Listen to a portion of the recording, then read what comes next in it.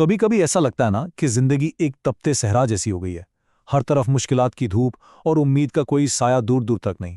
تو ایسے میں دل میں بس ایک ہی سوال اٹھتا ہے کہ آخر ہمت کہاں سے لائیں؟ تو جناب اس کا جواب تاریخ کے سب سے عظیم انسان ہمارے پیارے نبی صلی اللہ علیہ وسلم کی زندگی میں چھپا ہے۔ چلیں آج ان کی زندگی سے ایسے 5 سبق سیکھتے ہیں جو ہمارے اندھیروں کو روشنی سے بھر سکتے ہیں۔ جی ہاں، وہ کوئی اور نہیں بلکہ ہمارے پیارے نبی صلی اللہ علیہ وسلم کی سیرت طیبہ ہے، ایک ایسا چشمہ جہاں سے سکون اور رہنمائی کی ٹھنڈی ہوائیں آتی ہیں۔ تو چلیں اس سمندر میں غوطہ لگاتے ہیں اور کچھ قیمتی موتی نکالتے ہیں۔ تو ہمارا سب سے پہلا سبق ہے صبر جمیل۔ اب دیکھیں، یہ صرف برداشت کرنا نہیں ہے۔ صبر جمیل کا مطلب ہے مسکرا کر بنا کسی سے شکایت کیے اللہ کی رضا پر راضی رہنا۔ سچ پوچھیں تو آج کل کے ذہنی دباؤ اور بے چینی والے دور میں یہ سب سے طاقتور ہتھیار ہے۔ اس کو سمجھنے کے لیے ذرا تصور کیجئے طائف کی گلیوں کا۔ آپ دعوت حق دے رہے ہیں اور جواب میں پتھر برس رہے ہیں، جسم لہو لہان ہے، تکلیف کی انتہا ہے، لیکن زبان پر بد دعا کا ایک لفظ تک نہیں، بلکہ دعا ہے، اے اللہ میری قوم کو ہدایت دے، یہ مجھے جانتے نہیں۔ سوچیں، یہ ہے صبر کی وہ معراج۔ تو یہاں سے ہمیں کیا سبق ملتا ہے؟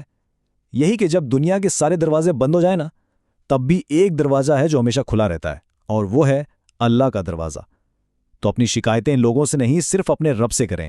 اپنا بوجھ دوسروں پر ڈالنے کے بجائے دعا کی طاقت سے اسے ہلکا کریں۔ اچھا، صبر کے بعد جو دوسری سب سے بڑی طاقت آتی ہے نا، وہ ہے معاف کر دینا۔ دیکھیں، صبر آپ کو اندر سے جوڑتا ہے اور معافی آپ کو دوسروں کے دیے ہوئے بوجھ سے آزاد کر دیتی ہے۔ تو آئیے دیکھتے ہیں کہ ہمارے نبی صلی اللہ علیہ وسلم نے اس طاقت کا استعمال کیسے کیا۔ ذرا اس دن کو یاد کریں، فتح مکہ کا دن ہے۔ سامنے کون کھڑے ہیں؟ وہی لوگ جنہوں نے گھر سے نکالا تھا، قتل کی سازشیں کی تھیں، آج مجرم بن کر سر جھکائے کھڑے ہیں۔ ایک اشارہ ہو اور گردنیں اڑا دی جائیں۔ ماحول میں ایک عجیب تناؤ ہے۔ انتقام لینے کا اس سے بہتر موقع بھلا اور کیا ہو سکتا تھا؟ لیکن تاریخ کا سب سے طاقتور انسان اس موقع پر کیا کہتا ہے؟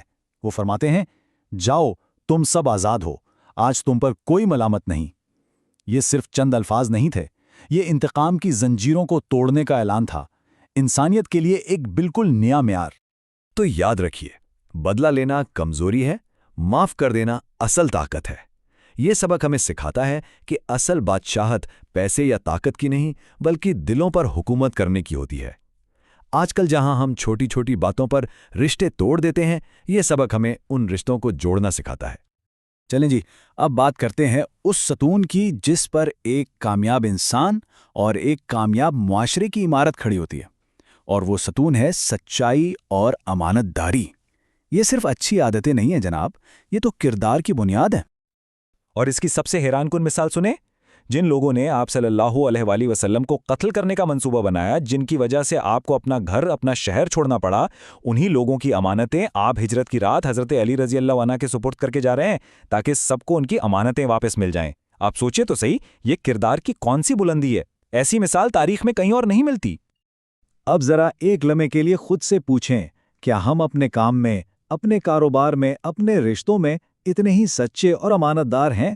کیا ہماری بات اور ہمارے وعدے اتنے پکے ہیں کہ کوئی دشمن بھی ہم پر آنکھ بند کر کے بھروسہ کر سکے؟ یہ ایک بڑا سوال ہے۔ اچھا، بات ہے ہمارے چوتھے سبق کی طرف۔ آج کل کے دکھاوے اور مٹیریلزم کے دور میں یہ سبق ایک ٹھنڈی ہوا کے جھونکے کی طرح ہے، اور وہ ہے سادگی اور عاجزی۔ ذرا سوچئے، کائنات کا سردار، وہ ہستی جس کے لیے یہ سب کچھ بنایا گیا، وہ ایک کھجور کی سادہ سی چٹائی پر آرام کر رہے ہیں، اتنی سادہ کہ جسم پر نشان پڑ جاتے ہیں۔ اپنے کپڑوں میں خود پیوند لگا رہے ہیں، اپنے گھر کا کام خود کر رہے ہیں۔ بھلا اس سے بڑی عاجزی اور سادگی کی کوئی مثال ہو سکتی ہے؟ تو یہاں سے یہ پتہ چلتا ہے کہ اصل بڑائی عہدے یا دولت میں نہیں، اصل بڑائی تو اختیار ہوتے ہوئے بھی جھک جانے میں ہے۔ جب انسان کے پاؤں زمین پر رہیں اور نظریں اللہ پر، تب وہ حقیقی معنوں میں بڑا بنتا ہے۔ لیڈرشپ طاقت دکھانے کا نہیں، بلکہ عاجزی اپنانے کا نام ہے۔ اور اب ہم پہنچے ہیں اپنے 5ویں اور آخری سبق پر۔ سچ کہوں تو یہ پچھلے 4 اسباق کا نچوڑ ہے، اور وہ ہے خدمت خلق، یعنی اللہ کی مخلوق کی خدمت کرنا۔